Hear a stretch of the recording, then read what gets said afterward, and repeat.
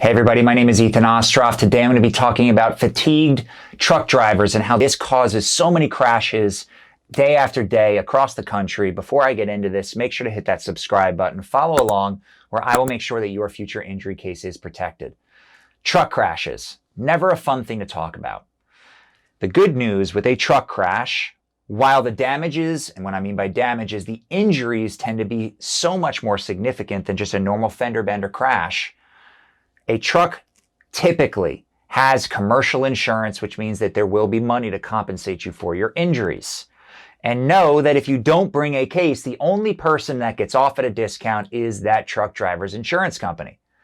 So, truck accident. Why is it that fatigued drivers are on the road? Why is that the culture of truck drivers?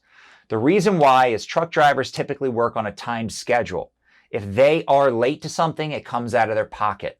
So sometimes sort of the culture of some of these companies pushes people to drive past their limit so that they can hit their quota and get paid in a way that is incentivizing them to work past when they are actually able to based on their energy levels.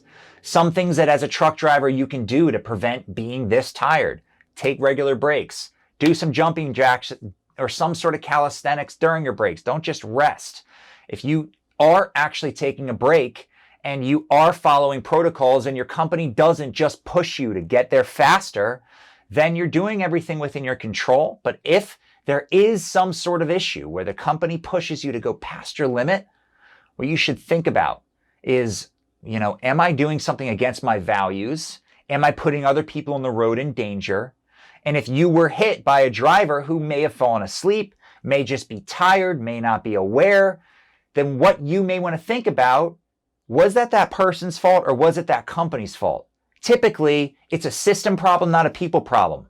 As an attorney, I typically don't blame the driver, even though they were the one that caused the crash. The reason why is because the driver is in a culture that pushes for people to go past their limit. If they're going past their limit and causing a crash, that is not that person's fault. It's the company's fault. It's an improper hiring, training, and supervising issue.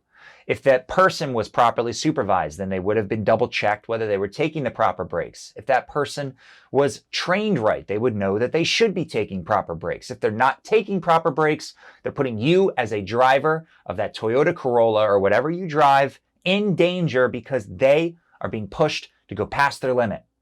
If you were in a truck crash and you want to speak to some of the best lawyers in the country, I'm connected with them. Whether you get hit in Alabama, in Idaho, in Pennsylvania, I can make sure that you're set up with the right lawyers and the right law firm to get your questions answered fast. If you have any questions, feel free to click below where my information is. If you're going through something serious, I'm so sorry if that's the case, but I'm here for you. Thanks so much for joining us today.